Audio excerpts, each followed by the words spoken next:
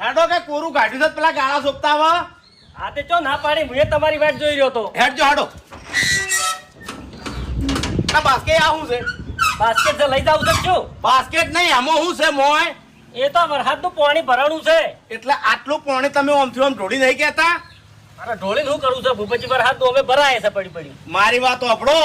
આ આળોમો ને આળોમો આમાંથી બીમારીઓ ઊભી થાય છે તમને ખબર પડે છે હું આમાંથી શું બીમારીઓ થાય ભૂપતજી ઓહો એટલે તમને કોઈ ખબર જ નહીં એમ ને શાની ખબર મારી વાત સાંભળો ડેન્ગ્યુ ના જે મચ્છર આવે ને એ આવા ચોખ્ખા પાણીમાં જ હોય છે અરે ભૂપતજી મચ્છર તો ખેતરમાં હોય છે ને ઘરમાં હોય છે હા એટલે ઘરમાં ચોથી આવે ઓમાં પૂરા થાય ને પૂરમથી પછી મચ્છર થાય એટલે ડાયરેક્ટ તમારા ઘરમાં આવી ઘરમાં આવીને તમને કઈડી એટલે તમે મોદા થો એટલે શું થાય એ ખબર છે અમે તો ભૂપતજી કોઈ મોડા થતા નહીં પેલા વાઘુજીને જોતા હો મેલેરિયા જો છે ને તે હજી સુધી મટતો નહીં તાણી થાય એટલે ખબર પડે બાસ કઈ ખાલી આટલી વાર થાય લ્યો ભલા આદમી આવું છે જો હમણાં આવો મચ્છર બતાવું તમે આ તો ચકલન પીવા મેલ્યું ભૂપતજી એટલે ચોમાહાનું ચાલે ચોમાહાનું ચકલન પાણી મળી રહે